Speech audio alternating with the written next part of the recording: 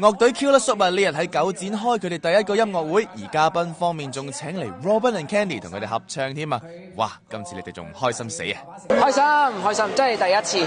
其實我哋因為今次 acoustic show， 我哋知道 Robin and Candy 都係一個唱作嘅樂隊，咁所以我哋專登想揾翻佢哋嚟，就係我哋覺得係同類嘛。好多謝你哋啊，同埋今次真係我覺得 Killer Soap 呢個 concert 係超級感動，好多位都好感動。我哋特別中意你攞住你10年前喺學校贏嗰個獎嘅時候咧。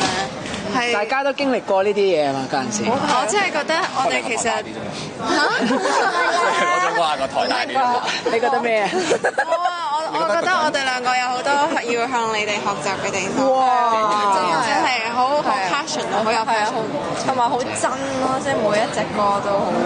我 feel 到你每一個樂手嘅嗰 part 係。嗰時我咁樣用嚟教出嚟，好欣賞你哋喎。報答佢哋啊！我哋最叻就係擔抬啦。係啊，你哋如果有演唱會，你揾翻我哋做嘉賓就好啦。好啊！擔抬嗰集。揾你嚟做咩話？聽唔到。揾我哋做嘉賓。不過咧，係啦，你哋 set 嘢嘅時候，我哋都可以幫手。我要細佬嚟客串棟篤笑。指明咗。我要細佬棟篤笑。冇計言啦，其實。我哋擔台就係要展現我哋 gentleman 嘅一面啊嘛。咁你頭先喺台上合作有冇多啲啦？哇！我唔知喎，因為慣咗成隊 band 咁夾啊！如果要過，我同佢幾個男仔過咗好耐啦。你同drummer 嗰個有一下你係凝望住佢啦，係啊，嗰下好正。